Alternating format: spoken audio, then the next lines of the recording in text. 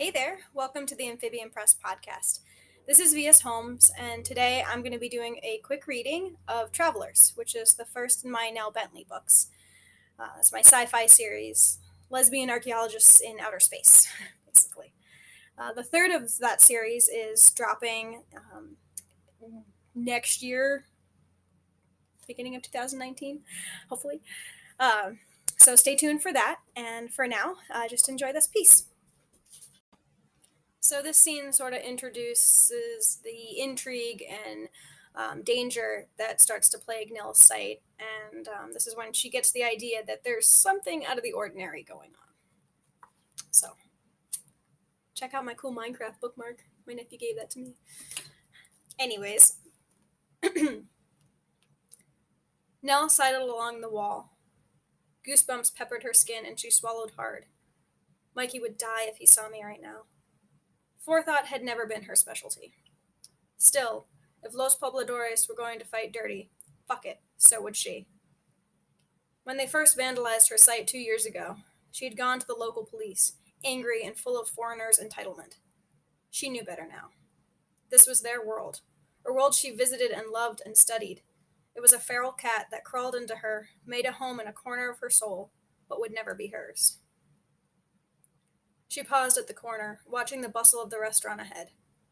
The bright glow against the cool darkness of night was twisted now.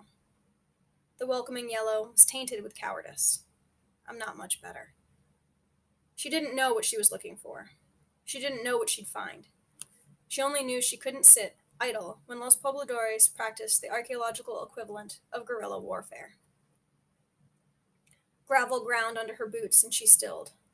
The buildings reached back from the street, different parts of lives layered before one another until they spilled onto the road. Behind the restaurant was the family house, spread wide for generations, and beyond that, a tidy, lush garden, complete with a shed. Except it wasn't a garden shed. Built back into the encroaching hills, its windows were blackened. A collection of wind chimes and tattered flags hung along the roofline, all a very obvious red.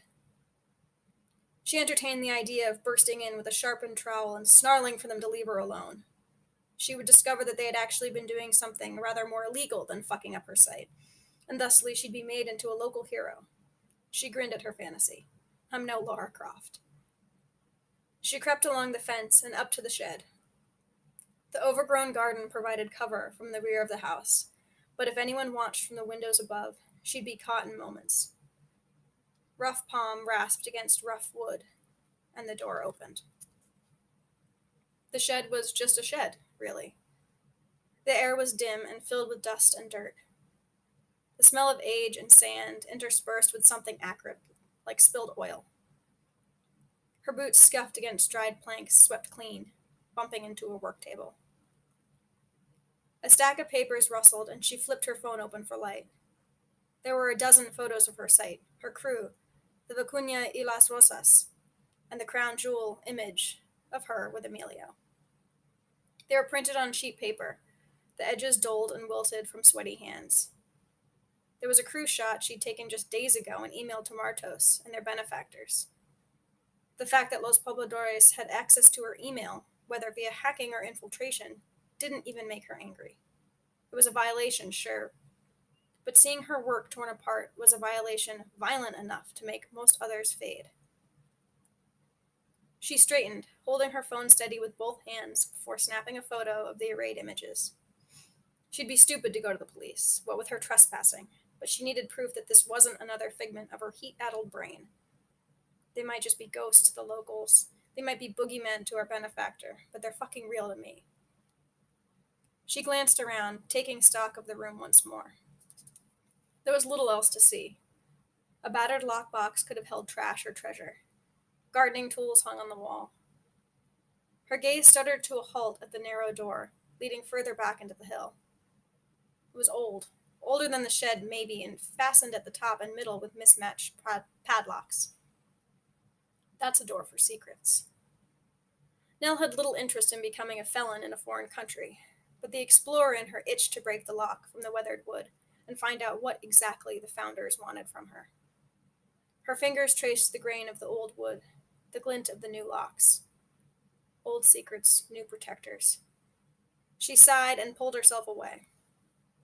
The journey back to the house took far longer than her creeping walk had, like her body moved through honey, pulled back to the space her thoughts still rested.